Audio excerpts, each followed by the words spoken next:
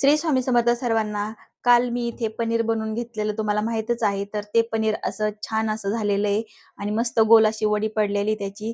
तर मी त्या वडीचे असे मस्त तुकडे करून घेतलेले आहेत. तर आपण दुकानातून जसं पनीर आणतो, तर तसंच ते पनीर झालेलं आहे आणि खूप छान असं मऊ लुसलुशीत झालेलं आहे. तर आपल्याला भाजी बनवायची, तर इथे मी टमाटर, लसूण आणि कांदा घेतलेला आहे. ते परतून पण घेतलं आणि त्याचं मी ग्रेव्ही करून घेतलेली आहे आणि त्याच्याबरोबर मी मसाला घेतलेला आहे. लाल तिखट, काळा मसाला, एव्हरेस्ट मसाला आणि त्याच्यामध्ये घेतलेला आहे मी धना पावडर घेतलेली आहे. तर इथे फोडणीला दिलेलं आहे.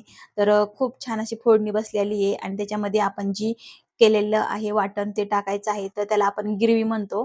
तर ती छान अशी तळून द्यायची आणि त्याच्यानंतर आपण जे तुकडे केलेले आहेत पनीरचे ते टाकून घ्यायचे आणि मस्त असं मिक्स करून घ्यायचे. तर थोड्या वेळ ते असे मस्त शिजवून द्यायचे. त्याच्यानंतर आपल्याला पाहिजेल तेवढं पाणी आपण घालू शकतो. तर आता हे पनीरची भाजी आहे, तर ती आपल्याला अशी शिजवून घ्यायची आहे. तर इथे पनीरची भाजी झालेली आहे. तर आपण परत भेटू पुढील व्हिडिओमध्ये. तोपर्यंत बाय बाय.